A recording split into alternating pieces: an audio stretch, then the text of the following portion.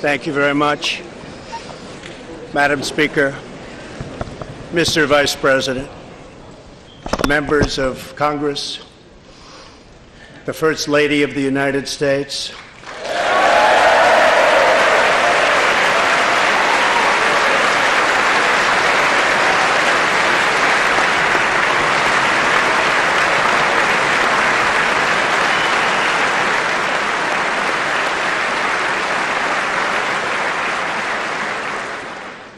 and my fellow Americans. We meet tonight at a moment of unlimited potential. As we begin a new Congress, I stand here ready to work with you to achieve historic breakthroughs for all Americans. Millions of our fellow citizens are watching us now gathered in this great chamber, hoping that we will govern not as two parties, but as one nation.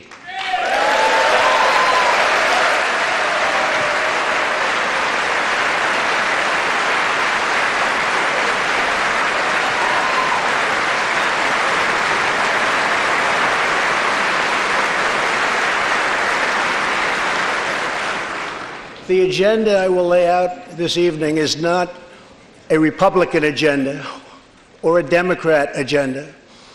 It's the agenda of the American people.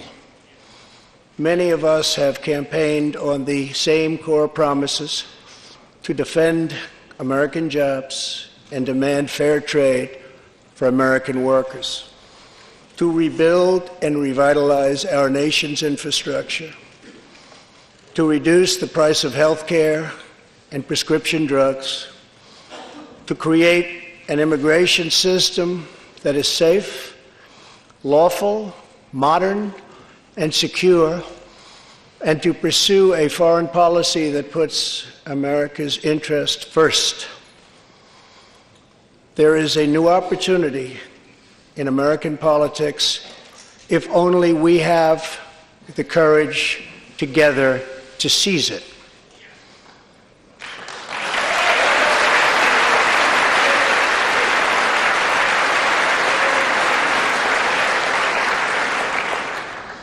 Victory is not winning for our party. Victory is winning for our country.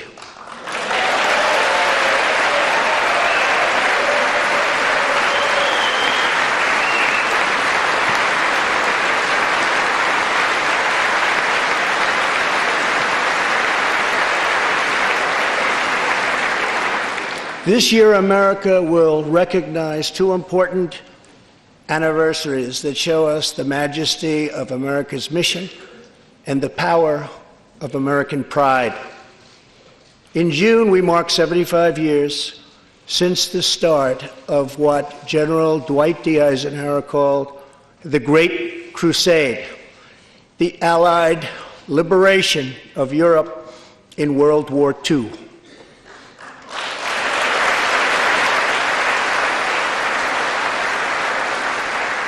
On D-Day, June 6, 1944, 15,000 young American men jumped from the sky, and 60,000 more stormed in from the sea to save our civilization from tyranny.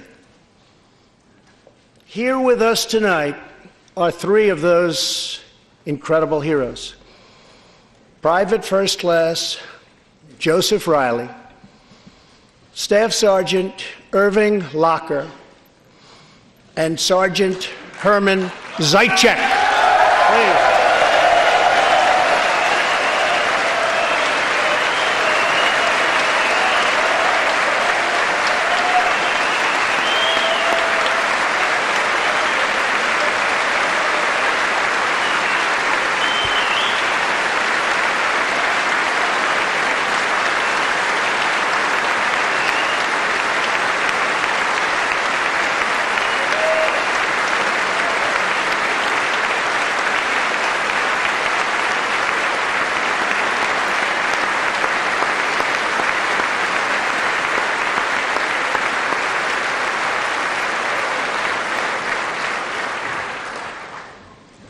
gentlemen, we salute you. In 2019, we also celebrate 50 years since brave young pilots flew 250,000 miles through space to plant the American flag on the face of the moon. Half a century later, we are joined by one of the Apollo 11 astronauts who planted that flag, Buzz Aldrin.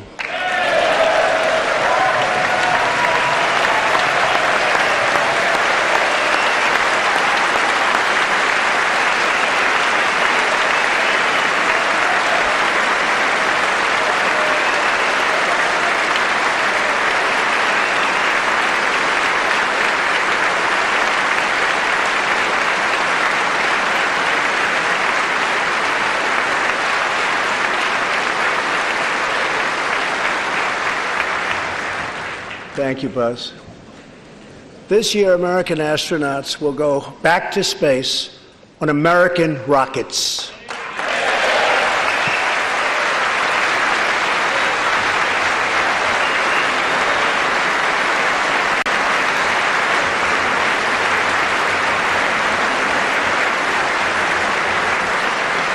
In the 20th century, America saved freedom, transformed science, redefined the middle class, and when you get down to it, there's nothing anywhere in the world that can compete with America.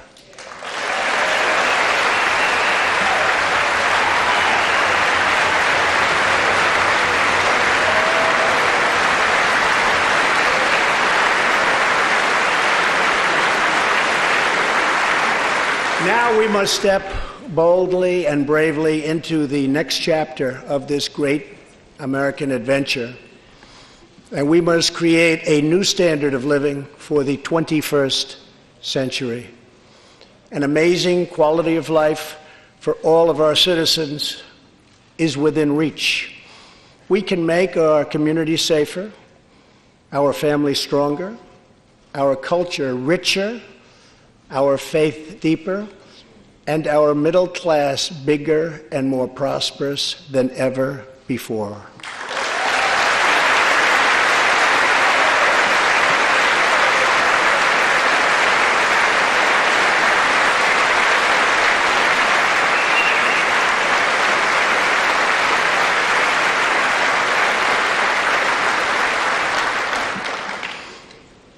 But we must reject the politics of revenge, resistance, and retribution, and embrace the boundless potential of cooperation, compromise, and the common good.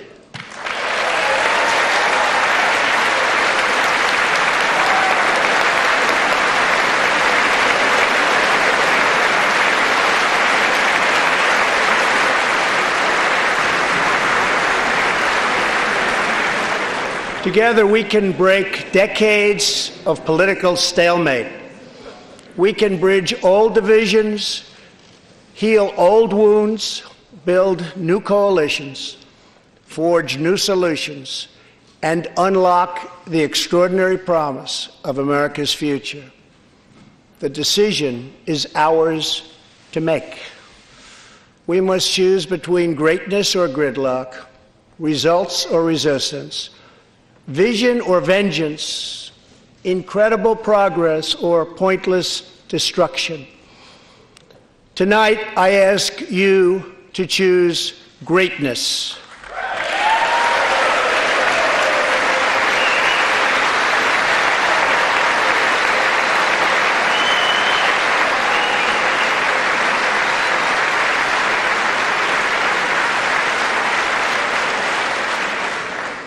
Over the last 2 years, my administration has moved with urgency and historic speed to confront problems neglected by leaders of both parties over many decades. In just over 2 years since the election, we have launched an unprecedented economic boom, a boom that has rarely been seen before. There's been nothing like it. We have created 5.3 million new jobs, and importantly added 600,000 new manufacturing jobs, something which almost everyone said was impossible to do. But the fact is, we are just getting started.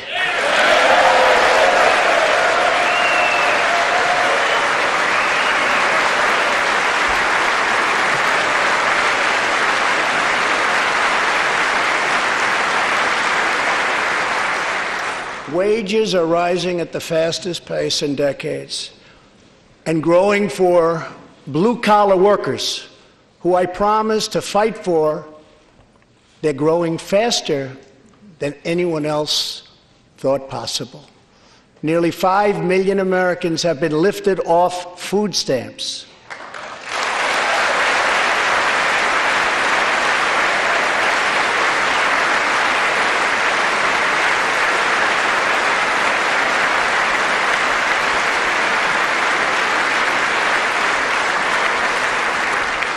The U.S. economy is growing almost twice as fast today as when I took office, and we are considered far and away the hottest economy anywhere in the world, not even close.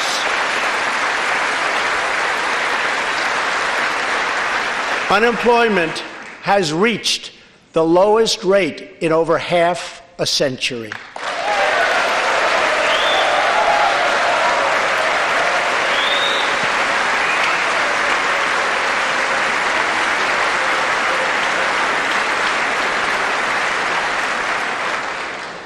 African American, Hispanic American, and Asian American unemployment have all reached their lowest levels ever recorded.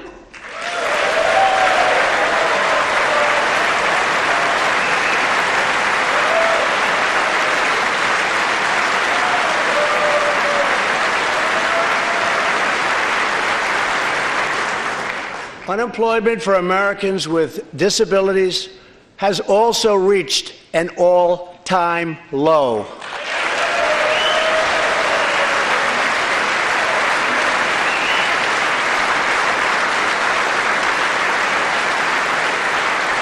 More people are working now than at any time in the history of our country. 157 million people at work.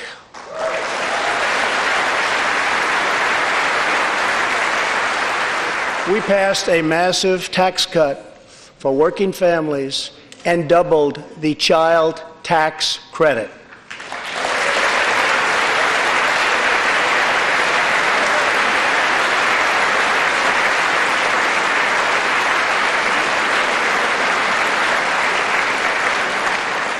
We virtually ended the estate tax, or death tax, as it is often called, on small businesses, for ranches, and also for family farms.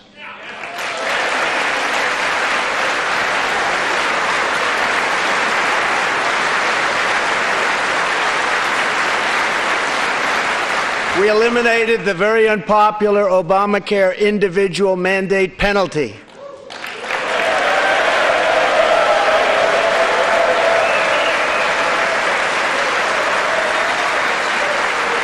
And to give critically ill patients access to life-saving cures, we passed, very importantly, right to try.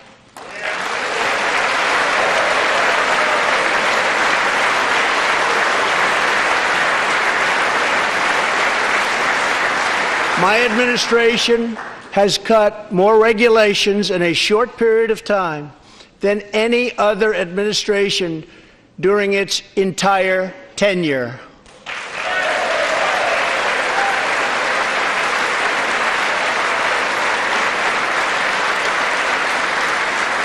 Companies are coming back to our country in large numbers, thanks to our historic reductions in taxes and regulations.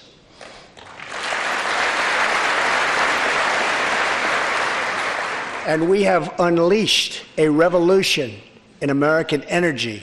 The United States is now the #1 producer of oil and natural gas anywhere in the world.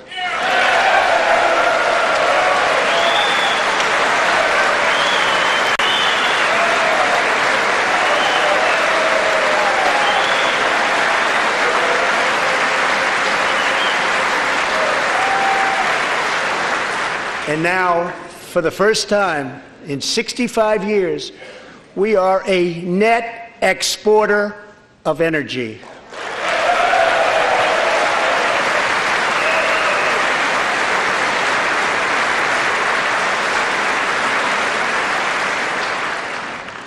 After 24 months of rapid progress, our economy is the envy of the world. Our military is the most powerful on earth by far. And America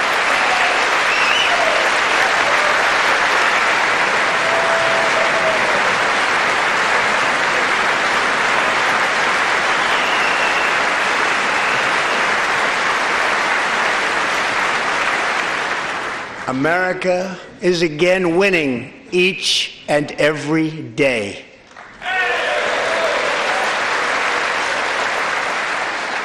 Members of Congress, the state of our union is strong.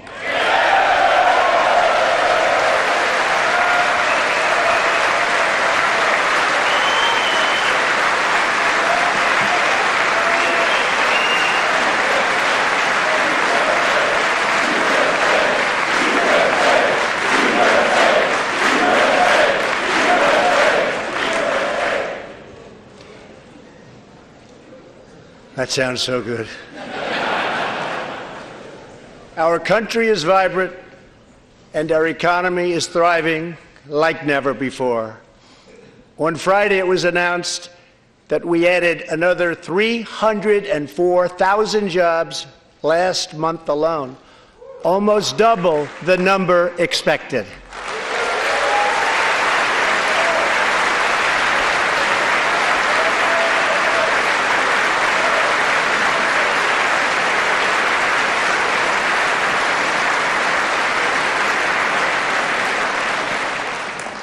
An economic miracle is taking place in the United States, and the only thing that can stop it are foolish wars, politics, or ridiculous partisan investigations.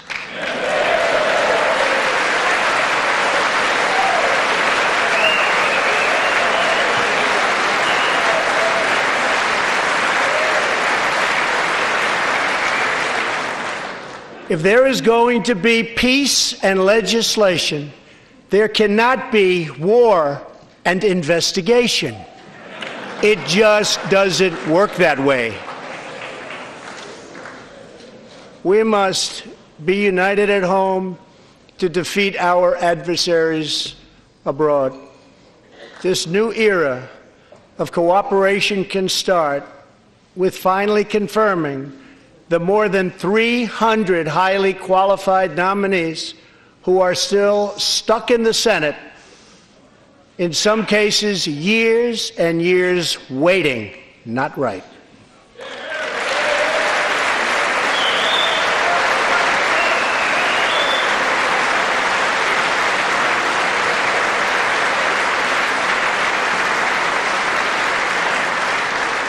The Senate has failed to act on these nominations, which is unfair to the nominees and very unfair to our country. Now is the time for bipartisan action. Believe it or not, we have already proven that that's possible. In the last Congress, both parties came together to pass unprecedented legislation to confront the opioid crisis, a sweeping new farm bill, historic VA reforms, and after 4 decades of rejection, we passed VA accountability so that we can finally terminate those who mistreat our wonderful veterans.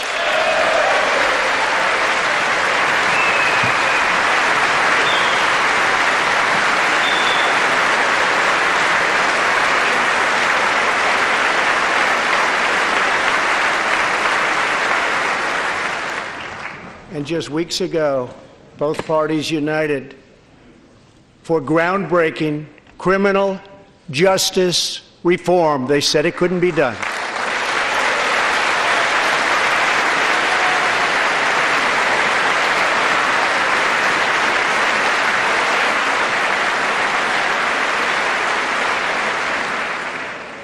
Last year, I heard through friends the story of Alice Johnson. I was deeply moved.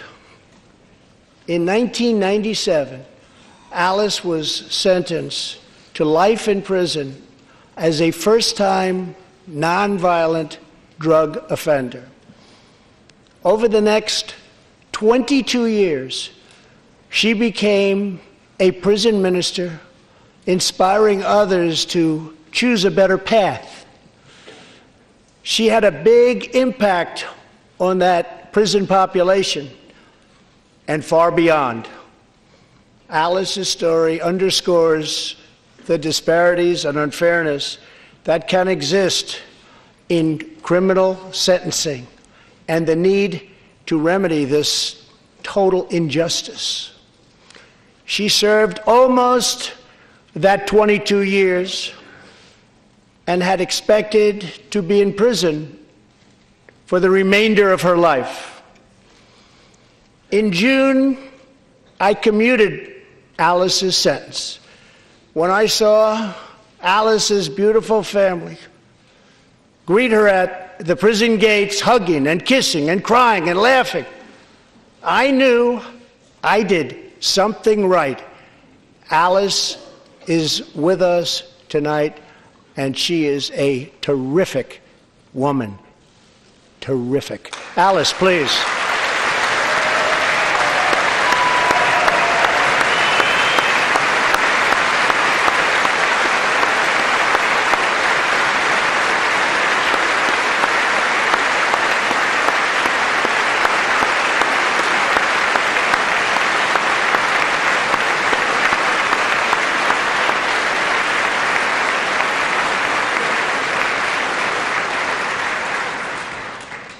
Alice, thank you for reminding us that we always have the power to shape our own destiny. Thank you very much, Alice. Thank you very much.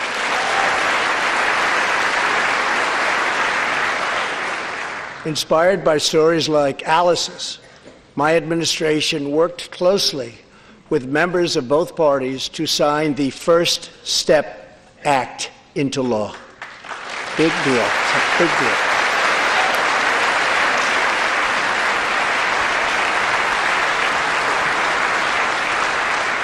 This legislation reformed sentencing laws that have wrongly and disproportionately harmed the African American community. The First Step Act gives nonviolent offenders the chance to re-enter society as productive, law-abiding citizens. Now, states across the country are following our lead. America is a nation that believes in redemption. We are also joined tonight by Matthew Charles from Tennessee. In 1996, at the age of 30, Matthew was sentenced to 35 years for selling drugs and related offenses. Over the next 2 decades, he completed more than 30 Bible studies, became a law clerk, and mentored many of his fellow inmates. Now Matthew is the very first person to be released from prison under the First Step Act.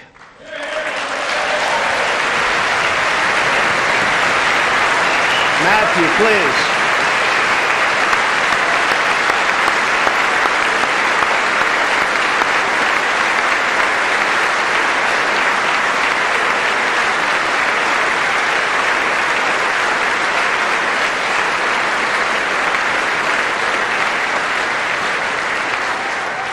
Thank you, Matthew.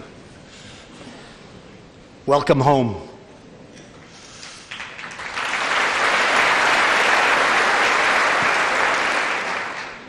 Now, Republicans and Democrats must join forces again to confront an urgent national crisis. Congress has 10 days left to pass a bill that will fund our government, protect our homeland, and secure our very dangerous southern border. Now is the time for Congress to show the world that America is committed to ending illegal immigration and putting the ruthless coyotes, cartels, drug dealers, and human traffickers out of business.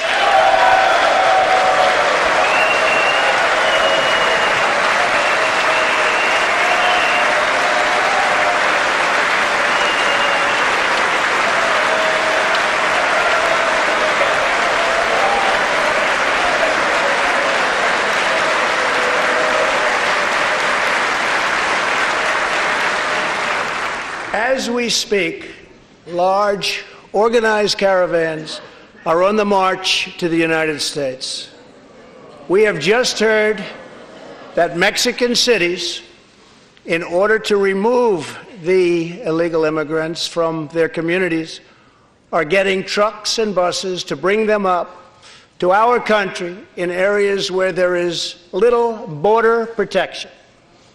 I have ordered another 3,750 troops to our southern border to prepare for this tremendous onslaught.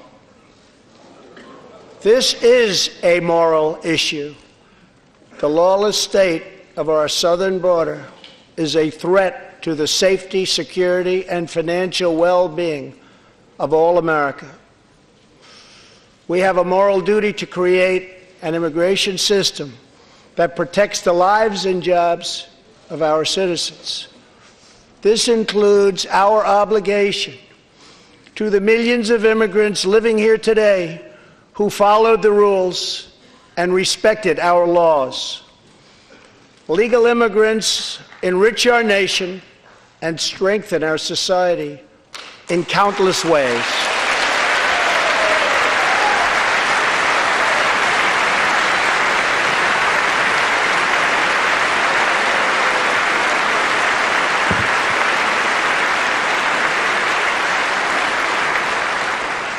I want people to come into our country in the largest numbers ever, but they have to come in legally.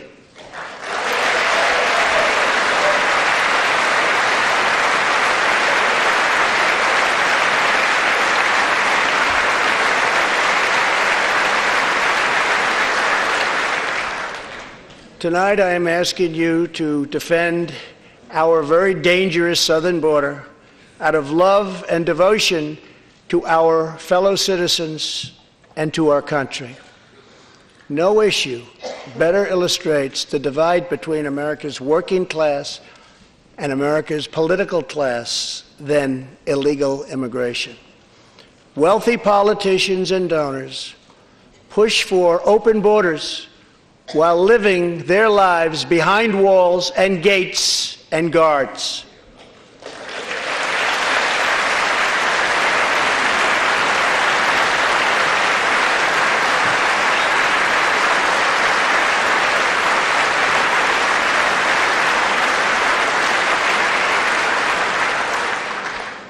Meanwhile, working-class Americans are left to pay the price for mass illegal immigration. Reduced jobs, lower wages, overburdened schools, hospitals that are so crowded you can't get in, increased crime, and a depleted social safety net. Tolerance for illegal immigration is not compassionate. It is actually very cruel.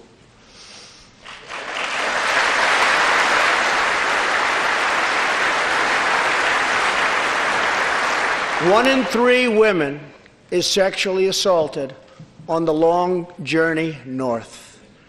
Smugglers use migrant children as human pawns to exploit our laws and gain access to our country.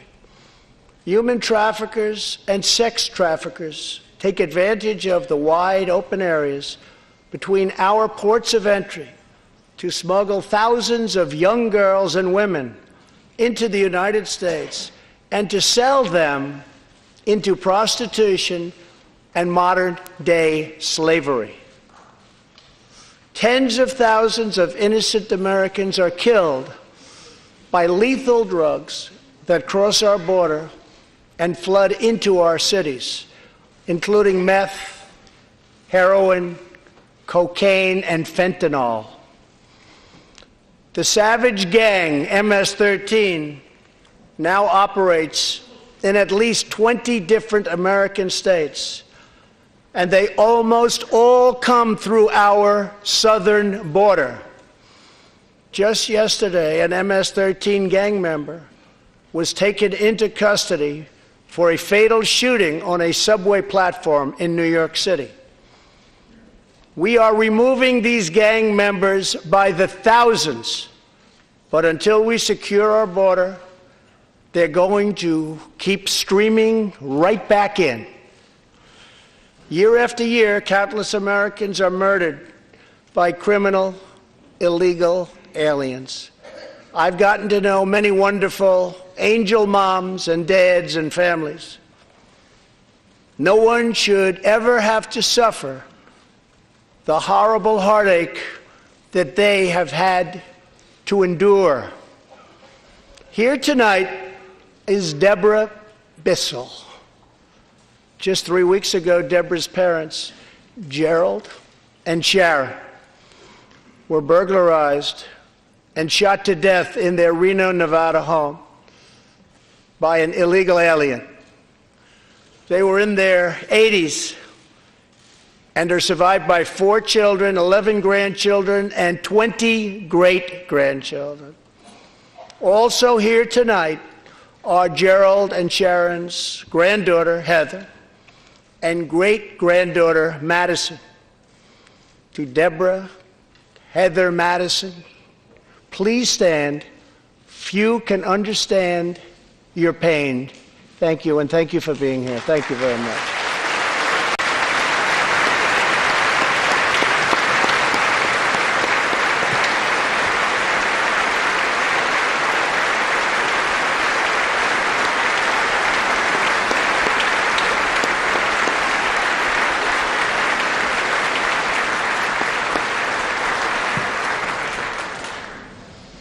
I will never forget, and I will fight for the memory of Gerald and Sharon, that it should never happen again. Not one more American life should be lost because our nation failed to control its very dangerous border. In the last 2 years, our brave ICE officers made 266,000 arrests of criminal aliens, including those charged or convicted of nearly 100,000 assaults, 30,000 sex crimes, and 4,000 killings or murders.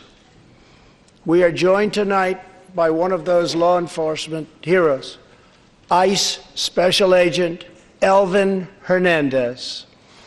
When Elvin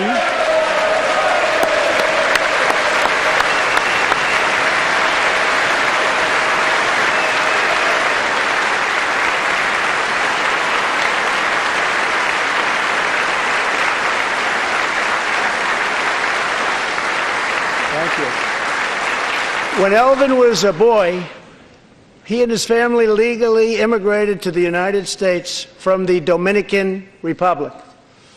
At the age of 8, Elvin told his dad he wanted to become a special agent. Today, he leads investigations into the scourge of international sex trafficking.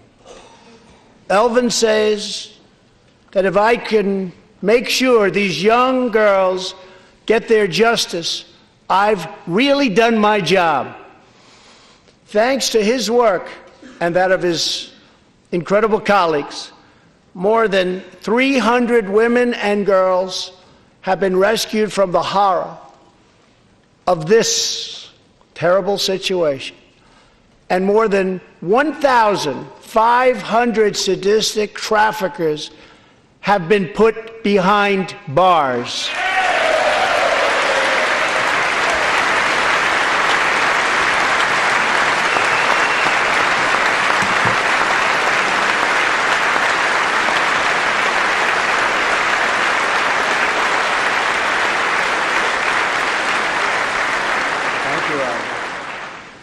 we will always support the brave men and women of law enforcement.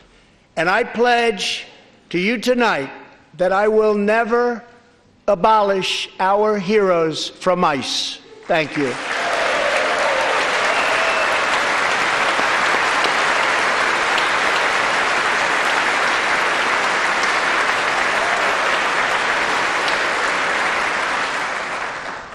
My administration has sent to Congress a common sense proposal to end the crisis on the southern border.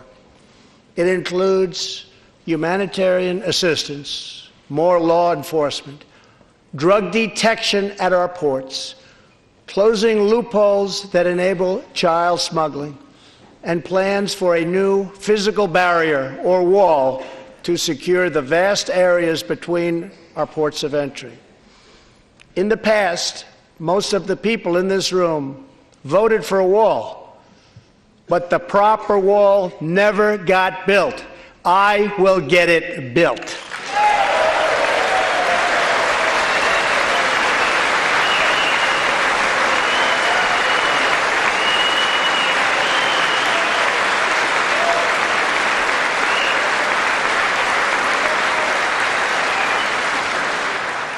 This is a smart, strategic, see-through steel barrier, not just a simple concrete wall.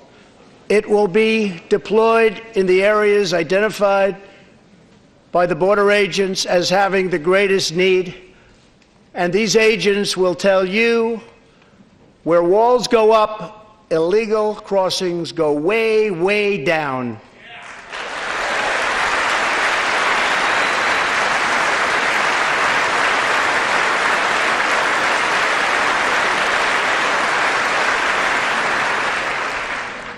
San Diego used to have the most illegal border crossings in our country. In response, a strong security wall was put in place. This powerful barrier almost completely ended illegal crossings.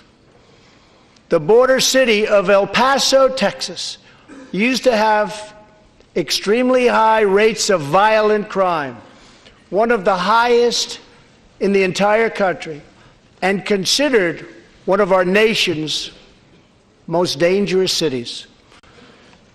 Now, immediately upon its building, with a powerful barrier in place, El Paso is one of the safest cities in our country.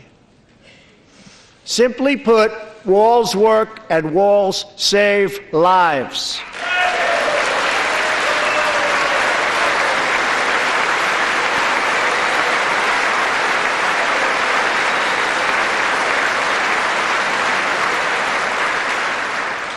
So let's work together, compromise, and reach a deal that will truly make America safe.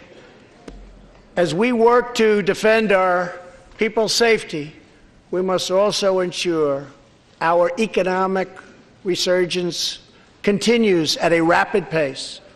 No one has benefited more from our thriving economy than women, who have filled 58% of the newly created jobs last year.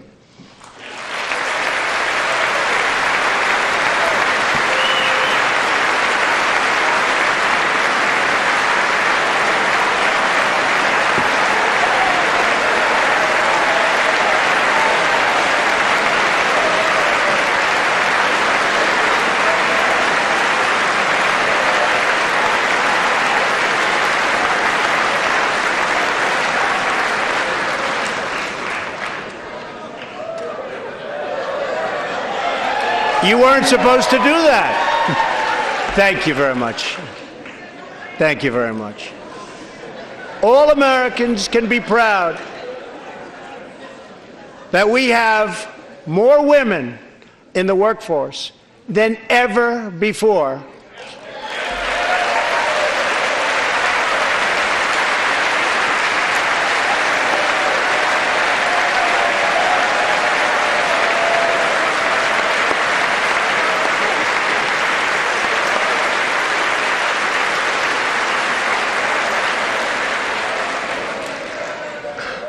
Don't sit yet. You're going to like this.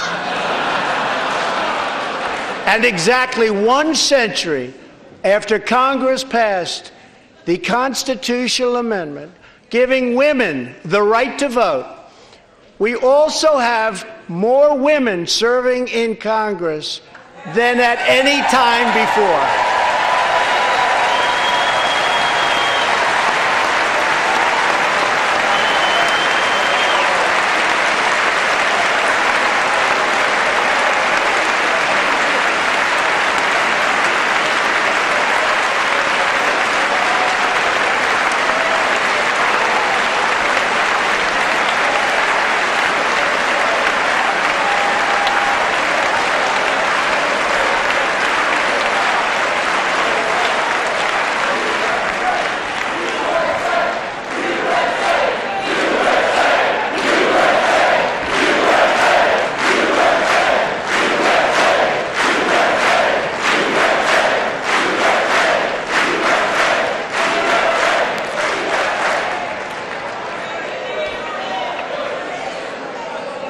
That's great. Very great. And congratulations. That's great. As part of our commitment to improving opportunity for women everywhere, this Thursday, we are launching the first ever government-wide initiative focused on economic empowerment for women in developing countries. To build on, thank you. To build on our incredible economic success, one priority is paramount: reversing decades of calamitous trade policies. So bad. We are now making it clear to China that after years of targeting our industries and stealing our intellectual property, the theft of American jobs and wealth has come to an end.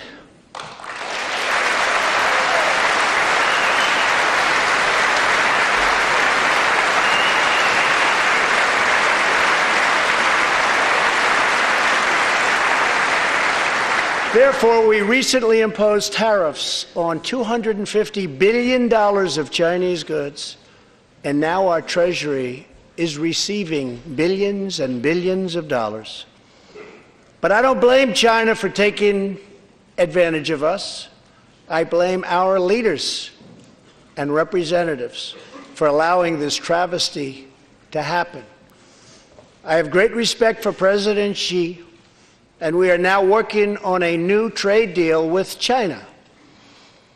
But it must include real structural change to end unfair trade practices, reduce our chronic trade deficit, and protect American jobs.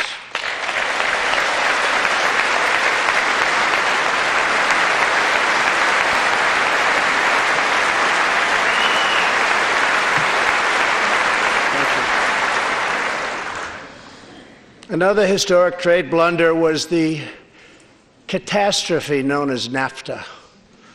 I have met the men and women of Michigan, Ohio, Pennsylvania, Indiana, New Hampshire, and many other states whose dreams were shattered by the signing of NAFTA. For years, politicians promised them they would renegotiate for a better deal. But no one ever tried until now. Our new U.S.-Mexico-Canada agreement, the USMCA, will replace NAFTA and deliver for American workers like they haven't had delivered to for a long time. I hope you can pass the USMCA into law so that we can bring back our manufacturing jobs in even greater numbers, expand American agriculture, protect intellectual property, and ensure that more cars are proudly stamped with our 4 beautiful words: Made in the USA.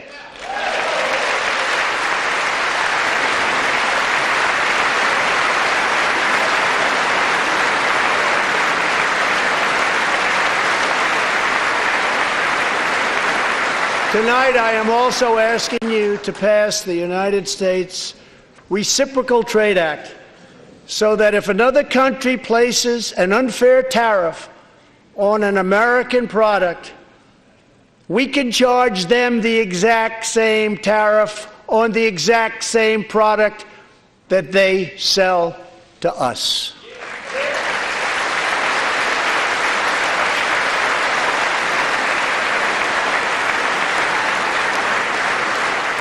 Both parties should be able to unite for a great rebuilding of America's crumbling infrastructure.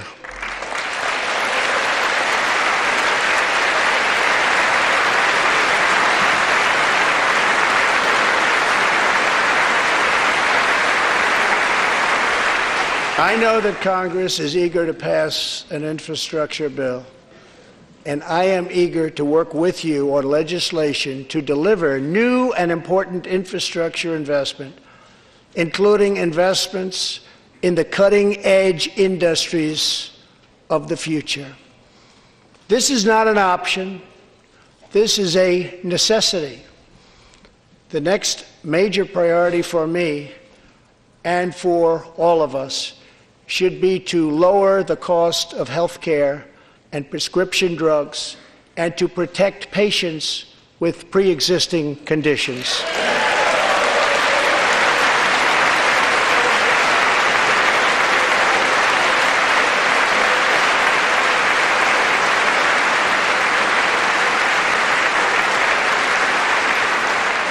Already as a result of my administration's efforts in 2018, drug prices experienced their single largest decline in 46 years.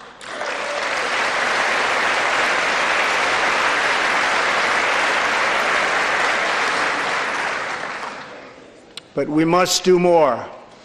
It's unacceptable that Americans pay vastly more than people in other countries for the exact same drugs, often made in the exact same place. This is wrong, this is unfair, and together we will stop it, and we'll stop it fast.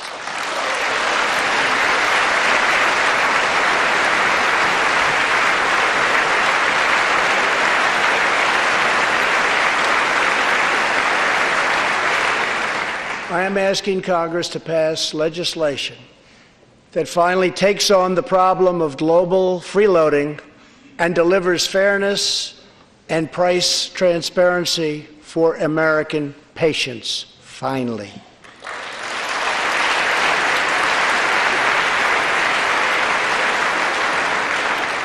We should also require drug companies, insurance companies, and hospitals to disclose real prices to foster competition and bring costs way down.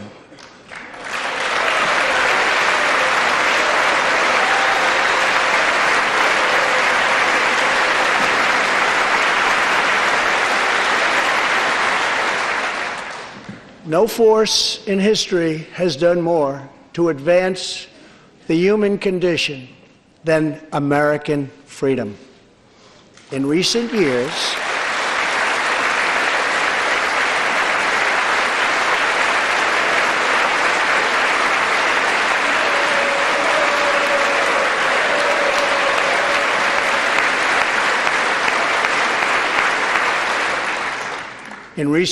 we have made remarkable progress in the fight against HIV and AIDS. Scientific breakthroughs have brought a once distant dream within reach. My budget will ask Democrats and Republicans to make the needed commitment to eliminate the HIV epidemic in the United States within 10 years. We have made incredible strides, incredible.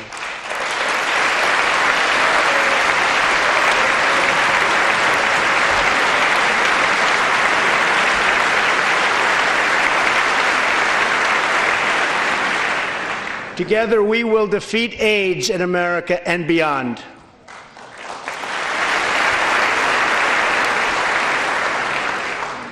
Tonight, I am also asking you to join me in another fight that all Americans can get behind, the fight against childhood cancer.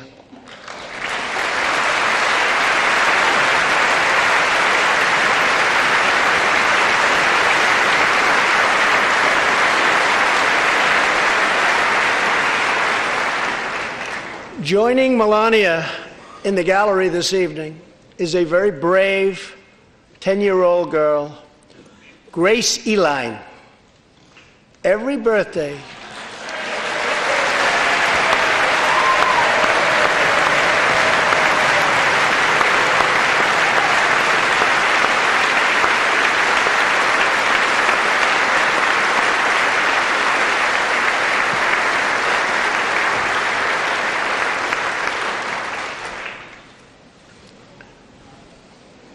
hi, Grace.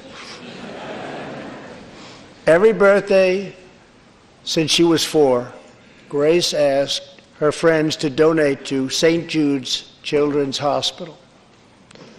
She did not know that one day she might be a patient herself. That's what happened. Last year, Grace was diagnosed with brain cancer. Immediately, she began radiation treatment.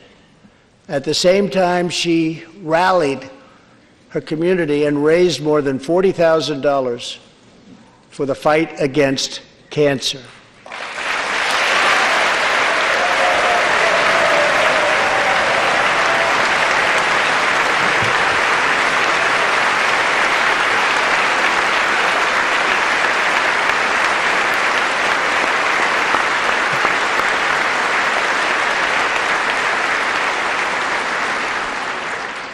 When Grace completed treatment last fall, her doctors and nurses cheered.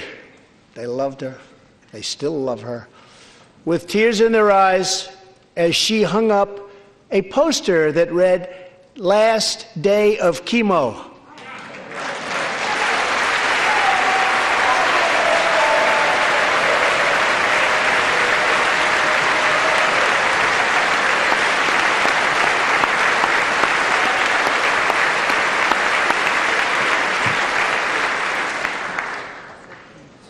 Thank you very much, Grace. You are a great inspiration to everyone in this room. Thank you very much.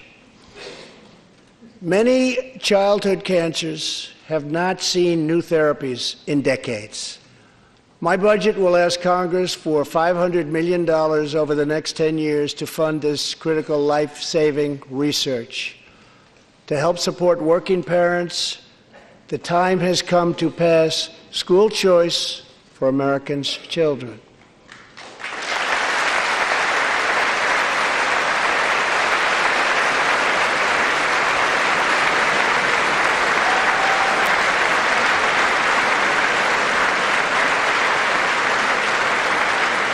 I am also proud to be the first president to include in my budget a plan for nationwide paid family leave so that every new parent has the chance to bond with their newborn child.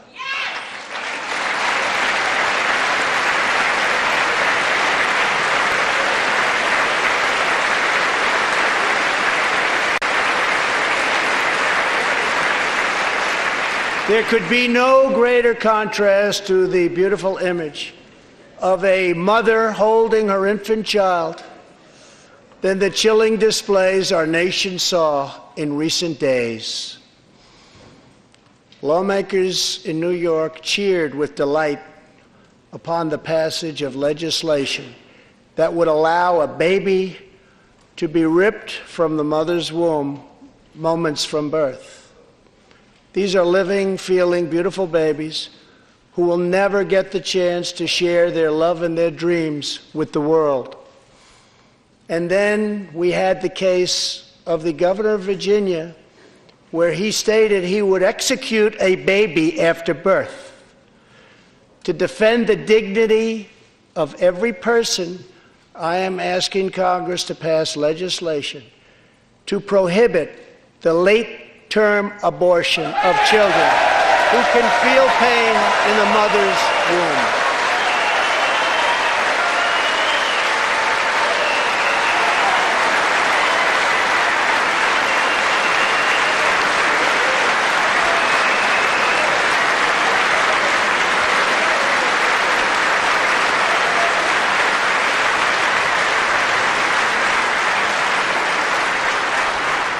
Let us work together to build a culture that cherishes innocent life.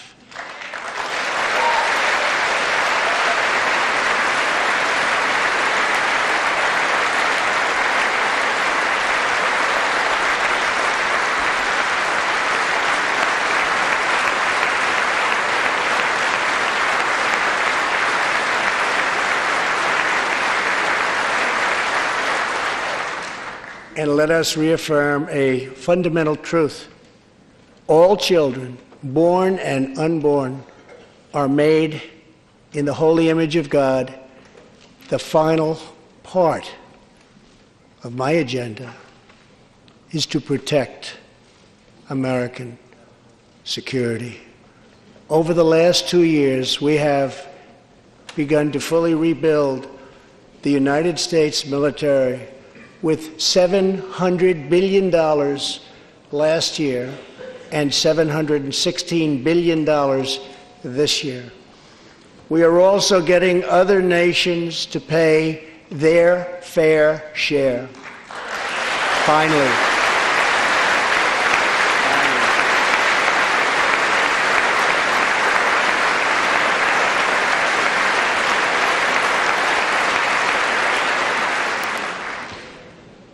For years, the United States was being treated very unfairly by friends of ours,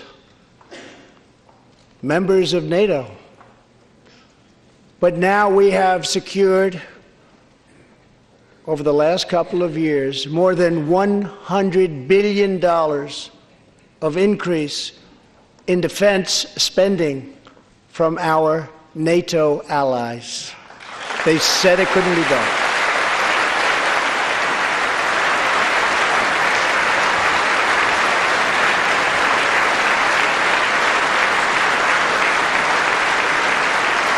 As part of our military buildup, the United States is developing a state-of-the-art missile defense system. Under my administration, we will never apologize for advancing America's interests. For example, decades ago, the United States entered into a treaty with Russia in which we agreed to limit and reduce our missile capability. While we followed the agreement and the rules to the letter, Russia repeatedly violated its terms. It's been going on for many years. That is why I announced that the United States is officially withdrawing from the Intermediate Range Nuclear Forces Treaty, or INF Treaty. Perhaps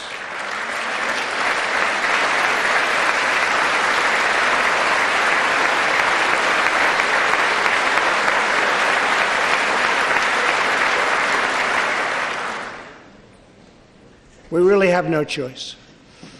Perhaps we can negotiate a different agreement, adding China and others, or perhaps we can't, in which case we will outspend and out-innovate all others by far.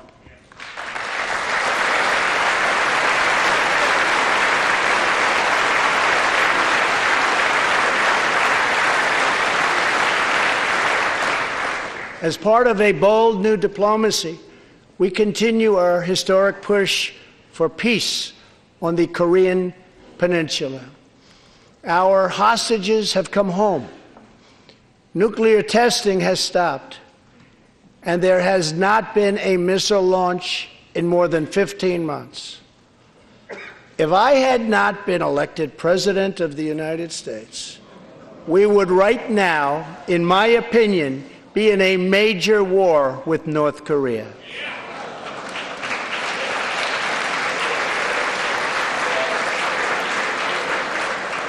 Much work remains to be done, but my relationship with Kim Jong-un is a good one. Chairman Kim and I will meet again on February 27th and 28th in Vietnam.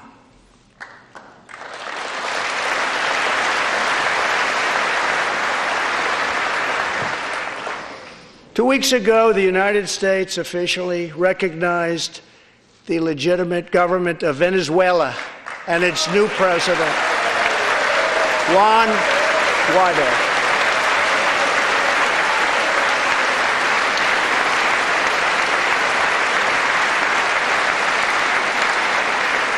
We stand with the Venezuelan people in their noble quest for freedom, and we condemn the brutality of the Maduro regime, whose socialist policies have turned that nation from being the wealthiest in South America into a state of abject poverty and despair.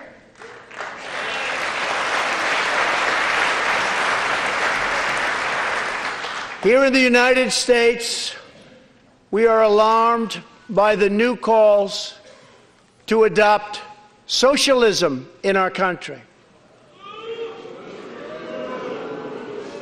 America was founded on liberty and independence, and not government coercion, domination, and control. We are born free, and we will stay free.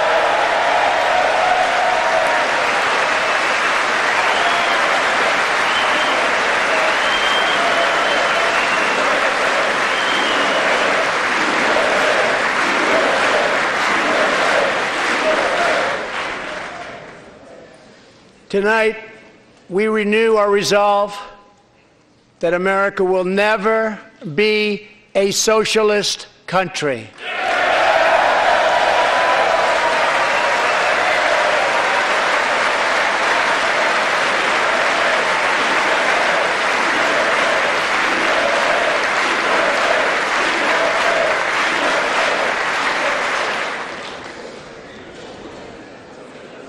One of the most complex set of challenges we face, and have for many years, is in the Middle East. Our approach is based on principled realism, not discredited theories that have failed for decades to yield progress. For this reason, my administration recognized the true capital of Israel and proudly opened the American embassy in Jerusalem.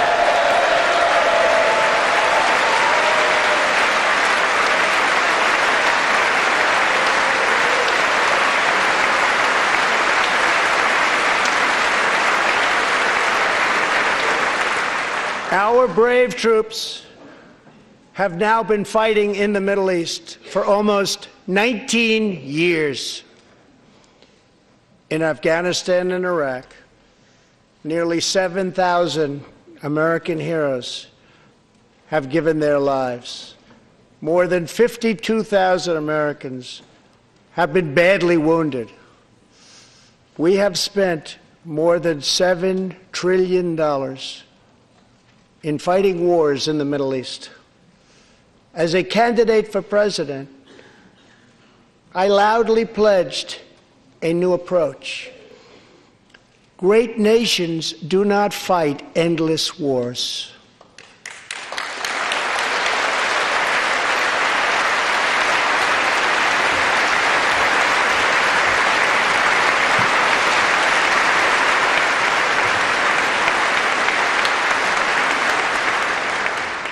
When I took office, ISIS controlled more than 20,000 square miles in Iraq and Syria just 2 years ago.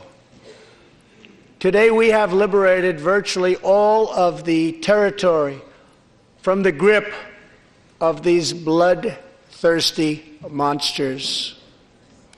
Now, as we work with our allies to destroy the remnants of ISIS, it is time to give our brave warriors in Syria a warm welcome home.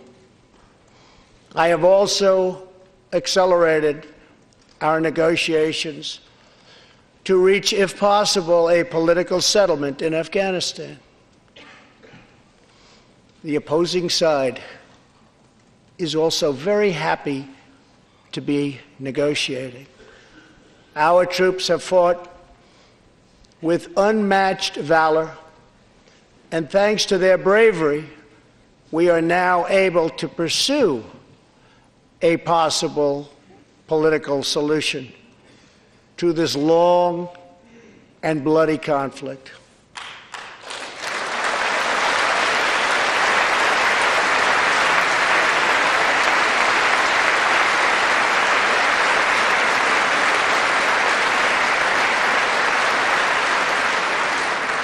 In Afghanistan, my administration is holding constructive talks with a number of Afghan groups, including the Taliban.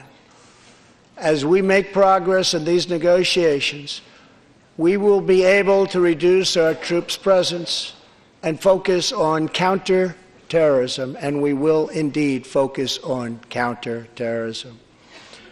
We do not know whether we'll achieve an agreement, but we do know that after 2 decades of war, the hour has come to at least try for peace, and the other side would like to do the same thing. It's time.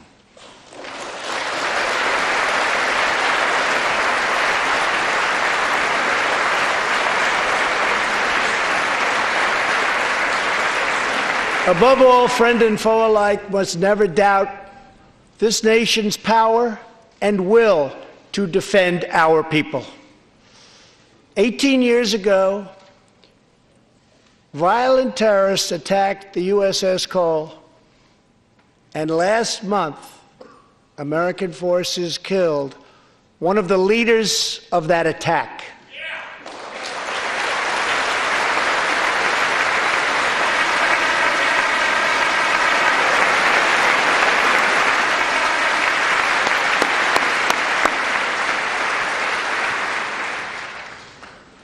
We are honored to be joined tonight by Tom Wibberley, whose son, Navy seaman Craig Wibberley, was one of the 17 sailors we tragically lost. Tom, we vow to always remember the heroes of the USS Cole. Thank you, Tom.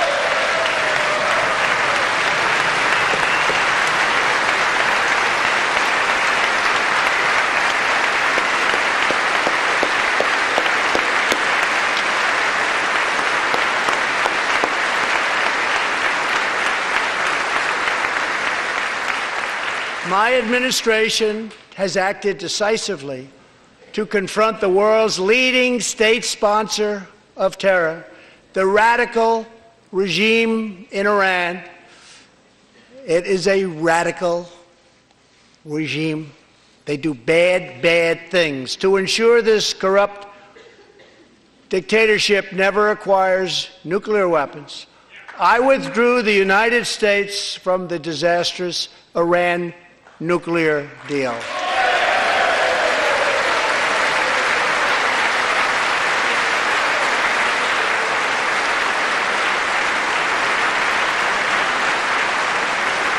And last fall, we put in place the toughest sanctions ever imposed by us on a country.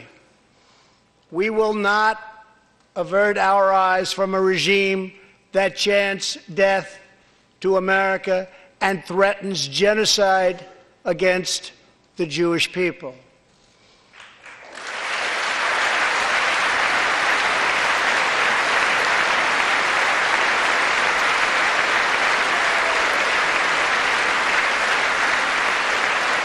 We must never ignore the vile poison of anti-Semitism or those who spread its venomous creed. With one voice, we must confront this hatred anywhere and everywhere it occurs.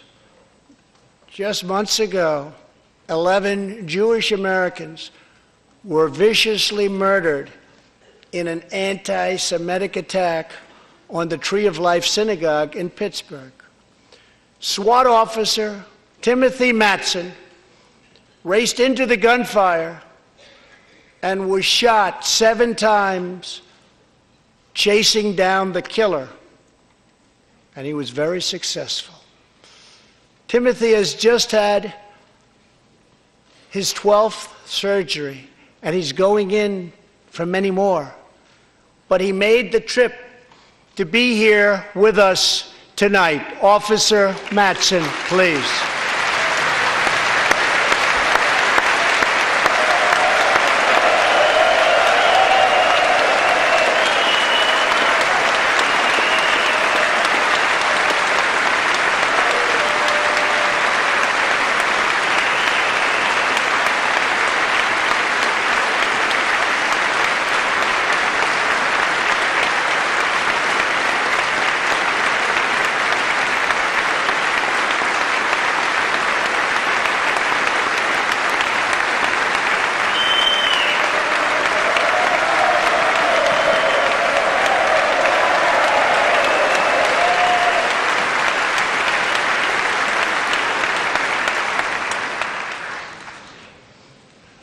Thank you. We are forever grateful. Thank you very much. Tonight, we are also joined by Pittsburgh survivor, Judah Samet. He arrived at the synagogue as the massacre began. But not only did Judah narrowly escape death last fall, more than 7 decades ago, he narrowly survived the Nazi concentration camps. Today is Judah's 81st birthday.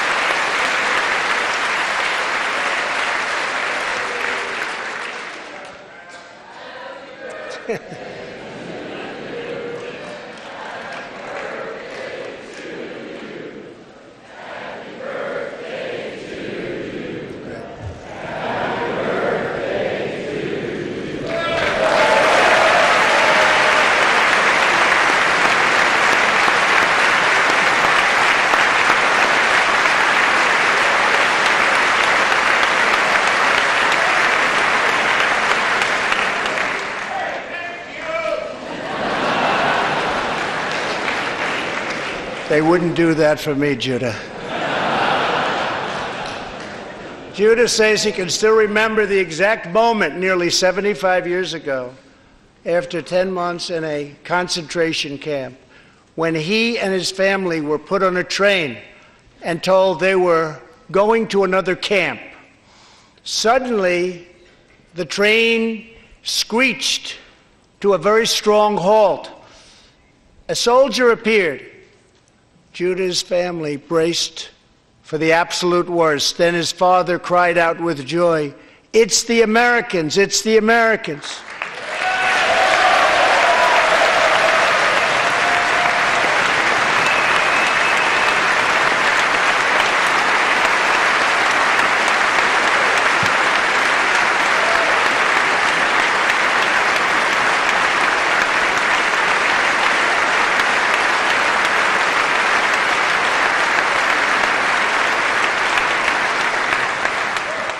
Thank you.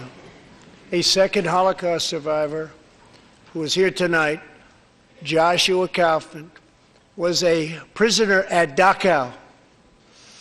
He remembers watching through a hole in the wall of a cattle car as American soldiers rolled in with tanks. To me, Joshua recalls, the American soldiers were proof that God exists. And they came down from the sky. They came down from heaven.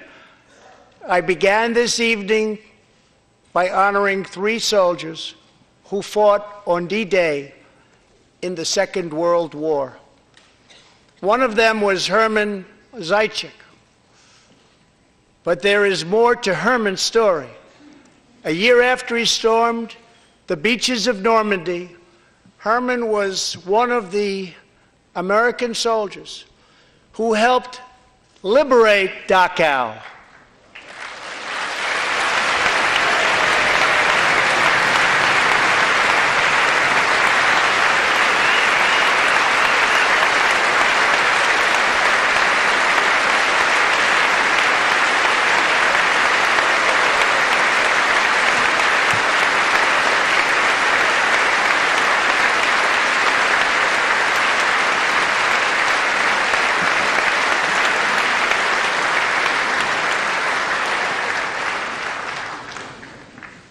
He was one of the Americans who helped rescue Joshua from that hell on earth. Almost 75 years later, Herman and Joshua are both together in the gallery tonight, seated side by side, here in the home of American freedom. Herman and Joshua, your presence this evening is very much appreciated. Thank you very much.